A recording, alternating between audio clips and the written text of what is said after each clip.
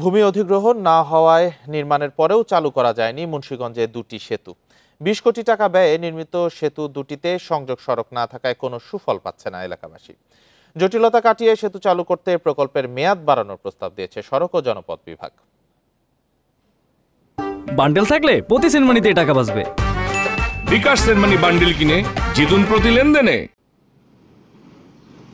মুন্সিগঞ্জে চরাঞ্চলে ৫টি ইউনিয়নের প্রবেশদ্বার মুন্সিরহাট ও হামিদপুরে দুটি সেতু ঝুঁকিপূর্ণ হওয়ায় ২০২৩ সালে শুরু হয় নতুন সেতুর কাজ। গত এপ্রিলে আরসিসি সেতু নির্মাণ শেষ হলেও সংযোগ সড়কের অভাবে কাজে আসছে না এগুলো।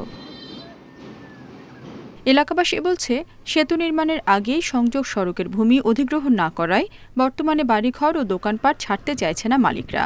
এ কারণে ঝুঁকিপূর্ণ পুরনো বেইলি সেতু দিয়ে চলছে যাতায়াত। রাস্তা না নিয়ে ব্রিজ বানায় লাইছে, তো এই ব্রিজ বানায় লাভ কি যদি আমরা চলাচলই করতে না পারি?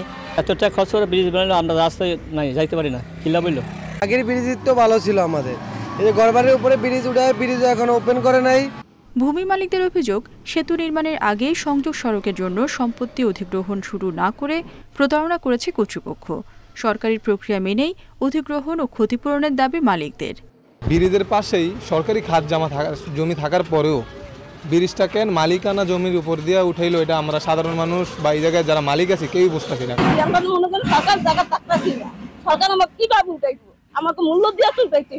আমাদের ন্যায্য মূল্য দেওয়া হয় নাই, এই কারণে আমাদের ঘরদুয়ার এখন পর্যন্ত আমরা বানতাছি না। সেতুর কাজ শেষ হলেও জমি বুঝে না পাওয়ায় প্রকল্পের মেয়াদ বৃদ্ধির জন্য আবেদন করা হয়েছে, জানালেন কর্মকর্তারা। ২০২২ সালে ভূমি অধিগ্রহণ প্রক্রিয়া শুরু হয় আর কি। এখন আপনার সর্বশেষ ধারা মানে ৮ ধারায় নোটিশ জারি হয়ে গেছে। সামনে দখল হস্তান্তর সম্পন্ন হবার পরে আমরা হয়তো ওই জায়গায় মূল অ্যাপ্রোচটা কাজ করতে পারবো আর কি।